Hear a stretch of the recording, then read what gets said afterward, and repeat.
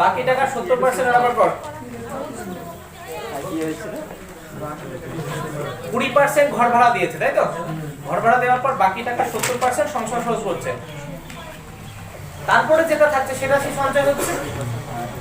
তাহলে টোটাল তার সংসার খরচ কত বা ইনকাম কত? 100%। তার মধ্যে 20% কি করলো? ভাড়া দিল, তাই তো? তাহলে বাকি থাকলো কত টাকা? 80%। 100% মাইনাস 20% ইকুয়াল টু তাহলে 80%। এই 80% টাকার আবার 70% কি করেছে? সংসার খরচ করেছে। তাহলে 80% টাকার 70% মানে কত? 56%, তাই তো? তাহলে 20% ঘর ভাড়া দেওয়ার পর তার কাছে ছিল কত পার্সেন্ট? 80%। তাহলে 80% এর মধ্যে 56% কি করলো? ভাড়া সংসার খরচ করলো। তাহলে ওর কাছে বাকি থাকলো কত টাকা? 24। বাকি থাকলো 80 বিয়োগ 56 সমান সমান 24%, তাই তো? তাহলে এটাই সঞ্চয় হবে। বোঝাচ্ছে কি? তো টোটাল ওর ইনকাম 100%। 100% এর মধ্যে 20% কি করলো? ঘর ভাড়া দিল। তাহলে 20% ঘর ভাড়া দেওয়ার পর ওর হাতে পড়ে থাকছে কত পার্সেন্ট? 80%। তাহলে 80 টাকার আবার 70% টাকা কি করলো? সংসার খরচ করলো, ঠিক আছে? তাহলে 80 টাকার 70% মানে কত পার্সেন্ট টাকা? 56% টাকা, ঠিক আছে? তাহলে 56% টাকা ও সংসার খরচ করে ফেলেছে। তাহলে বাকি আছে কত টাকা? 80% এর মধ্যে 56 খরচ হয়ে গেল। তাহলে বাকি থাকলো 24% টাকা। এই 24% টাকা ওর সেভিংস হচ্ছে। সেই সেভিংসটাও করছে কত? 3600 টাকা। তাহলে 24% মানে হচ্ছে 3600 টাকা। তাহলে 1% কত? 3600 বাই 24, তাহলে 100%।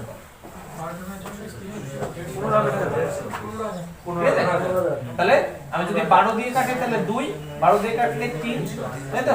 2 দিয়ে কাটলে 1.5, তাহলে হচ্ছে 15,000 টাকা।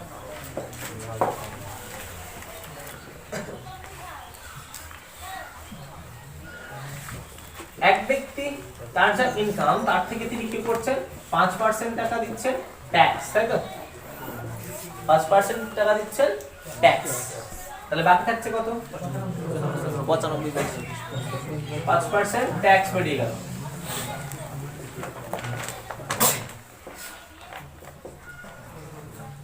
তাহলে থাকলো কত টাকা? 95%। এই 95% যেটা আমার 95% সে কি করছে?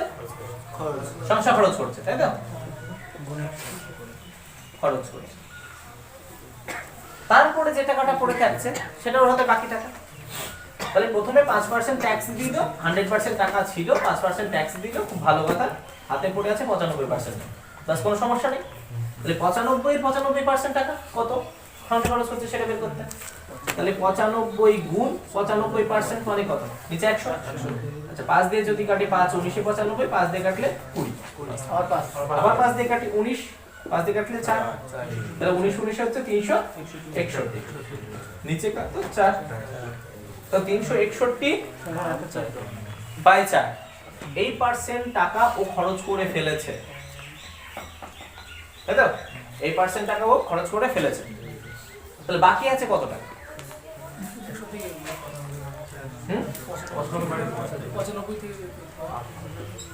তাহলে এটা সমান সমান কত হচ্ছে? তাহলে 95% মানে ক্যালকুলেশন করলে আমাদের দাঁড়াচ্ছে কত? 361 বাই 4, এত পার্সেন্ট।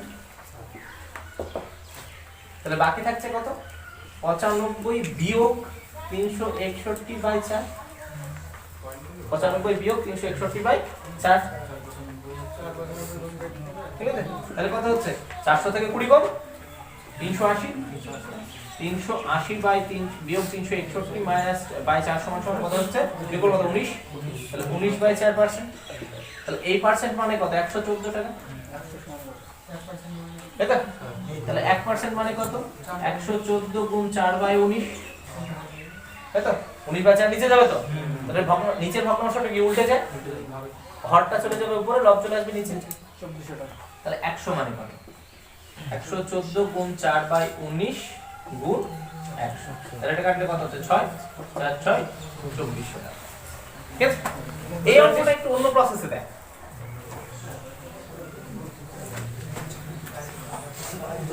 নরমালি যদি পার্সেন্টেজকে আমরা ভগ্নাংশে পরিণত করি কি দাঁড়ায়? 5% কে আমরা কত লিখতে পারি?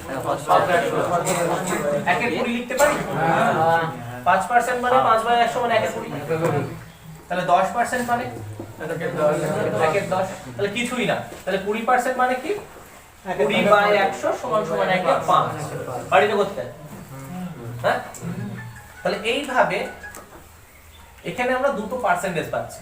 একবার হচ্ছে 5% যখন ট্যাক্স দিচ্ছে, তারপরে হচ্ছে 95% যেটা খরচ করছে। তাহলে 5% কে আমরা যদি ভগ্নাংশে লিখি তাহলে কি লিখবে? আর 95% কে লিখব 19/20। তাহলে ভগ্নাংশের নিচের অংশটা আমরা সবসময় কি ধরি? মোট, তাই তো? কোনো একটা কাজের 3/4 অংশ যদি আমরা বলি, তার মানে কি বুঝি? 4টা মোট কাজ হচ্ছে 4 অংশ বা 4টে মোট কাজ, তার মধ্যে 3টের কথা আমরা বলছি, তাই তো? বলা হলো রামবাবু 3/4 অংশ কাজ করে ফেলেছেন প্রথম দিকে। তাহলে 3/4 অংশ কাজ মানে কি? 4টি কাজের মধ্যে 3টে কাজ। বল, আস্তে কথা বল। না, ঠিক আছে? তাহলে 4টে কাজের মধ্যে তিনি 3টে কাজ কমপ্লিট করে ফেলেছেন। তো এখানটায় 20%, এই 1/20 5% মানে, তাই তো? তাহলে আসল অংশ কত? 20, তার মধ্যে 1। তাহলে যদি আমরা লিখি যে মোট আয়, মোট আয় আর বাকি টাকা, দেখতে পারি? তাহলে মোট আয় কত? 20। তাহলে 1 টাকা তার 20 টাকা তার ইনকাম, তার মধ্যে 1 টাকা তিনি ট্যাক্স দিয়েছেন। তাহলে আমরা বাকি আছে কত টাকা? 19 টাকা। দ্বিতীয় ক্ষেত্রে 95% উনি সংসার খরচ করেছেন। তাহলে 20 টাকা হচ্ছে ওনার মোট ইনকাম, তাই তো? 19 টাকা খরচ করে ফেলেছেন। তাহলে বাকি আছে কত টাকা? 1 টাকা। গুণ করলাম কত হলো? 400। এটা গুণ করলাম 19। তাহলে বাকি আছে কত টাকা? 19 টাকা। আর মোট ইনকাম কত? 400 টাকা। কিন্তু অ্যাকচুয়ালি বাকি আছে কত? 114।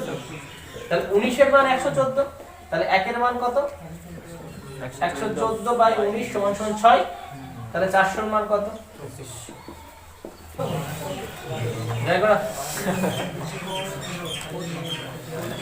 29 দাম বৃদ্ধি পেয়েছে কেরোসিন। কেরোসিনের মূল্য বৃদ্ধি পেল 30%, তাই তো? 30% বৃদ্ধি পেল। এটা হচ্ছে দাম 30% বৃদ্ধি পেল। তার ফলে একটা পরিবার ব্যবহার কমিয়ে দিয়েছে, কিন্তু কত পার্সেন্ট কমিয়েছে জানেন? কিন্তু ফাইনালি খরচ 4% দাম বেড়ে গেল 30%। যেই দাম বেড়ে গেল এরা ব্যবহার কমিয়ে দিয়েছে, ঠিক আছে? কিন্তু তবুও খরচ এক রাখতে পারেন, খরচ 4% বেড়ে গেছে। তো 30% বৃদ্ধি মানে আমরা কত লিখতে পারি? 130 থেকে কত লিখি? 13, তাই তো? তাহলে 13 এর সঙ্গে কিছু একটা গুণ হয়, গুণ হয়ে 4% বৃদ্ধি মানে অ্যাকচুয়ালি দাঁড়ায় কত গিয়ে? 104, তাই তো? 30% বৃদ্ধি মানে কত? আমরা 13 লিখি তো। তাহলে এখানে কিছু একটা গুণ হতো যদি দেওয়া থাকতো, তারপরে আমরা এটা বের করতাম। তাহলে 4% বৃদ্ধি মানে কি? খরচ 104 এসে দাঁড়িয়েছে। তাহলে 13 এর সঙ্গে কত গুণ হলে 104? 8, তাই তো? তাহলে হ্যাঁ, বুঝতে পারছিস না? তাহলে 13 এর সঙ্গে কত গুণ হলে 104 হয়? 8। তাহলে 8 এখানে কি করে আসে? 13 এখানে কি করে এসেছে? 130 থেকে। তাহলে 8 কত থেকে আসে? 108, 80 থেকে আসে, হ্যাঁ 20%, তাই না? 130 থেকে মানে 13 আসছে কোথা থেকে? 130 থেকে। তাহলে 8 কোথা থেকে আসবে? 80 থেকে। 130 কি করে এসেছিল? 30% বৃদ্ধি হয়েছিল 100 এর সাথে যোগ হয়ে। তাহলে 80 কি করে আসতে পারে? 20% হ্রাস। তাহলে 20% এখানে হ্রাস, ঠিক আছে? এটা একটা রিভার্স প্রসেস, ভালো করে দেখ। যদি অঙ্কটা এটা না থেকে থাকতো যে দাম বৃদ্ধি পেয়েছে 30% আর তার ফলে কোন একটা পরিবার ব্যবহার 20% কমিয়ে দিয়েছে, ঠিক আছে? কেরোসিন তেলের দাম বৃদ্ধি পেয়েছে 30%, তার ফলে খরচ একই রাখার জন্য কোন একটা পরিবার ব্যবহার কমিয়ে দিল 20%। তাহলে খরচ কি পার্সেন্ট বৃদ্ধি বা হ্রাস পাবে? এই জন্য আমাদের অঙ্ক করতে আমরা কি করতাম? নরমালি 13 20% কমে গিয়েছে মানে 80, 80 থেকে কত? 8, তাহলে এটা 130 থেকে আমরা নিতাম 13, তাহলে 8 গুণ 13 কি করতাম? 104। 104 যেই হলো 100 থেকে 4% বেশি, তার মানে 4% বৃদ্ধি পাবে, তাই তো? এটা তো অঙ্ক। তাহলে এই অঙ্কটা ডাইরেক্ট না দিয়ে কি করলো ওরা? শুধু তেলের দাম কতখানি বৃদ্ধি পেয়েছে সেটা দিল, আর ফাইনালি খরচ কত পার্সেন্ট বৃদ্ধি পাচ্ছে সেটা দিল। তাহলে কত পার্সেন্ট ব্যবহার কমিয়েছে দিল না। কিন্তু আমরা জানি ওইভাবে এসেছে, তাই তো? তাহলে আমরা দেখে নিলাম খরচ, তেলের দাম 30% বৃদ্ধি পাওয়া মানে হয়েছে কত? তেলের দাম বর্তমানে 13, তাই তো? ব্যবহার কিছু একটা হয়েছে, তাহলে ব্যবহারের সঙ্গে দাম এই দুটো গুণ হয়ে তো ফাইনালি আমার খরচ আসবে। তাহলে খরচ 4% বৃদ্ধি পাওয়া মানে কত? 104 হয়ে যাচ্ছে। তাহলে 13 এর সঙ্গে কত গুণ হলে 104 হতে পারে? আমি দেখলাম 8। তাহলে 8 কোথা থেকে আসতে পারে? 80 থেকে। 80 কখন আসতে পারে? 20% লস, 20%। লজিক সিম্পল তো? তাহলে ব্যবহার কত পার্সেন্ট কমেছে? 20% কমেছে। চিনির দাম 20% হ্রাস পায় কোন পরিবার খরচ একই রাখার জন্য ব্যবহার বাড়িয়ে দেয়, ব্যবহার বাড়িয়ে দেয়, তবু খরচ 12% কমে যায়, 12% কমে যায়। ব্যবহার কত পার্সেন্ট বাড়িয়েছিল? ব্যবহার কত পার্সেন্ট বাড়িয়েছিল? এর হচ্ছে যে চিনির দাম 20% হ্রাস পায়, কোন পরিবার খরচ একই রাখার জন্য ব্যবহার বাড়িয়ে দেয়, তবুও খরচ 12% কমে যায়। তাহলে ওরা কত পার্সেন্ট? তাহলে আমরা দুটো জিনিস, তাই তো? দাম, ব্যবহার, খরচ। দাম 20% হ্রাস পেয়েছে, তাহলে 20% হ্রাস পেয়েছে মানে কত? 80। 80 থেকে কত? 8। ব্যবহার তো আমি জানি না, ঠিক আছে? খরচ কি হচ্ছে? 12% হ্রাস, তাই তো? তাহলে 12% হ্রাস মানে কত? 88। তাহলে 8 এর সঙ্গে কত গুণ হলে 88 হতে পারে?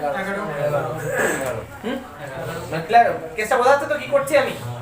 দাম 20% হ্রাস পেয়েছে, তাহলে দাম 20% হ্রাস পেলে কত? 80।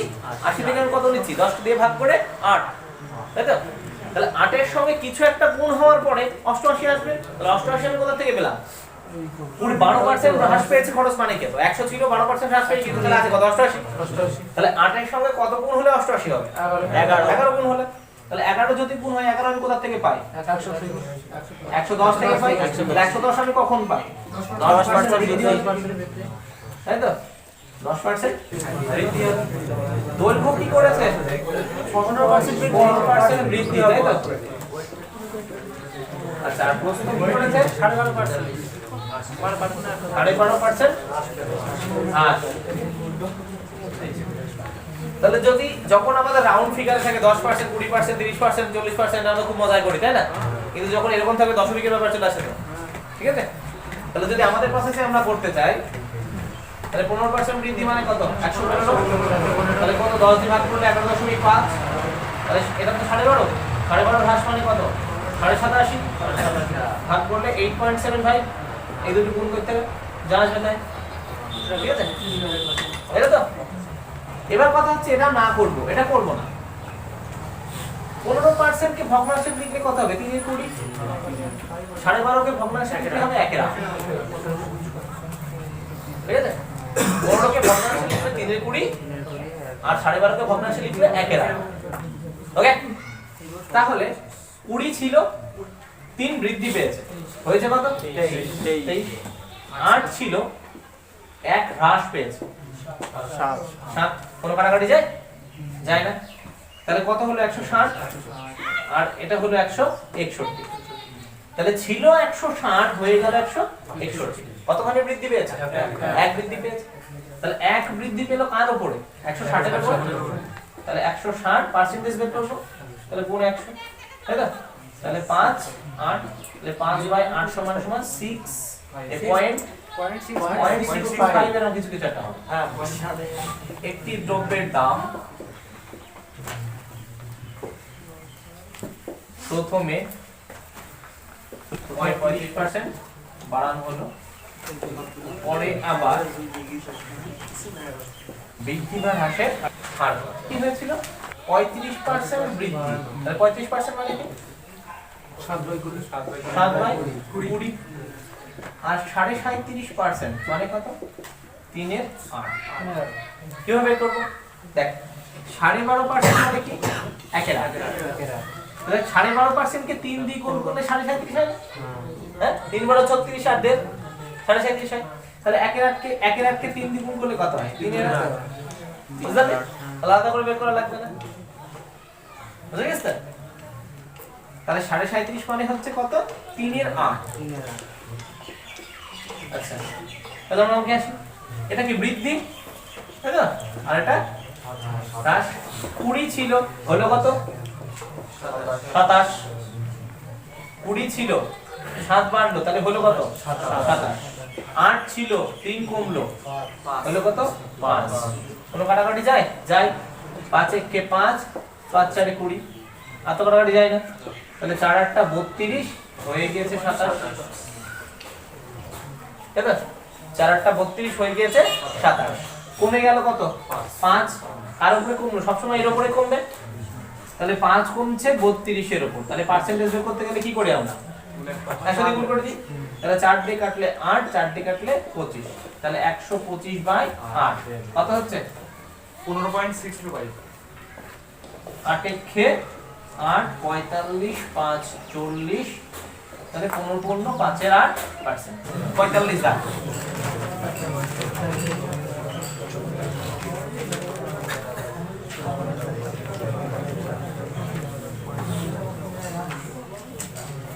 কোনো একটা বাক্সে টাকা আছে তাই তো, এখান থেকে তুলে নেওয়া হলো কত? 40%। তাহলে এখানে পড়ে থাকলো কত পার্সেন্ট? 60%। একটি বাক্স থেকে 40% টাকা তুলে নেওয়ার পর অবশিষ্টের 40% পুনরায় বাক্সে রাখা হবে। তার মানে 40% তুলে নিয়েছি, অবশিষ্ট আছে কত? 60%। এই 60 এর 40% আবার 60 এর 40% যত টাকা হয় সেটা আবার এখান থেকে নিয়ে এসে এখানে রেখেছি, ঠিক আছে? তাহলে অবশিষ্ট অংশ 40% তুলে নেওয়ার পর অবশিষ্ট থাকে কত? 60%। 40% তুলে নেওয়ার পর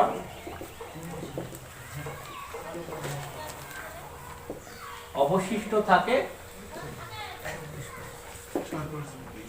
60%, তাই না?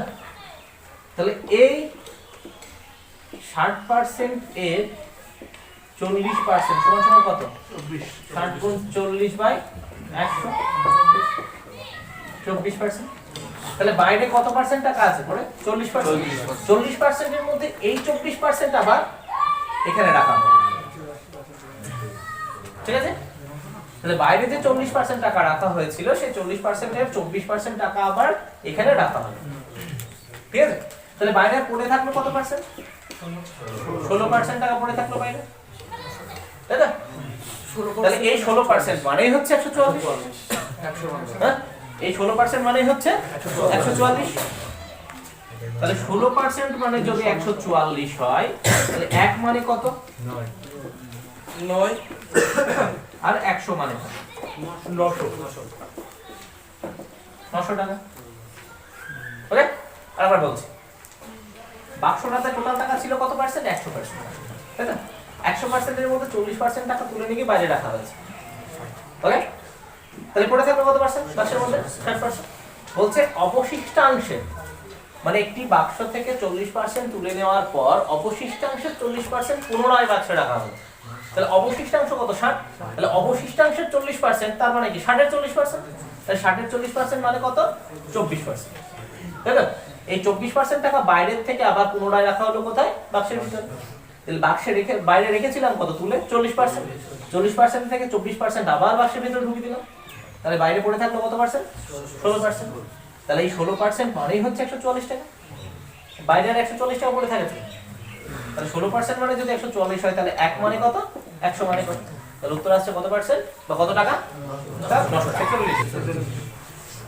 তাহলে মোট সবসময় কত পার্সেন্ট? 100%। তাহলে 55% পরীক্ষা দিয়েছে কিসে? ইংরেজি, তাই তো? জীবন বিজ্ঞান। আর 75 দিয়েছে কিসে? অঙ্কে, তাই তো? তাহলে দুটো বিষয় মিলে টোটাল পরীক্ষা দিয়েছে কত? 130%। ছাত্র তো টোটাল 100%, তাহলে 130% কি করে দিলাম, তাহলে 30% নিশ্চয়ই এর মধ্যেও আছে, এর মধ্যেও আছে, ডবল ধরা পড়েছে, তার জন্য এটা বেশি হয়ে গেল, তাই না? তা তোদের মধ্যে আমি বললাম যে কতজন লোক জীববিজ্ঞান পরীক্ষা দিয়েছে, 70 গুনে নিলাম।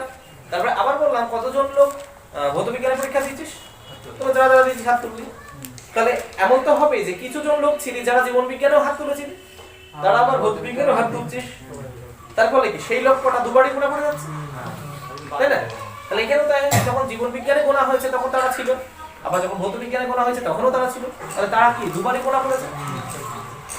তাহলে এই যে এক্সট্রা 30%টা, ঠিক আছে, তাহলে সেটাই 30% হচ্ছে উভয় বিষয় পরীক্ষা দিয়ে, তাই তো? টোটাল ছাত্র কত বলে দিয়েছে, 1500। তাহলে 1500 জনের 30% ছাত্র, তাহলে গুণ 1500, তাহলে পার্সেন্টেজ তুলে দিলে কি হবে, 100,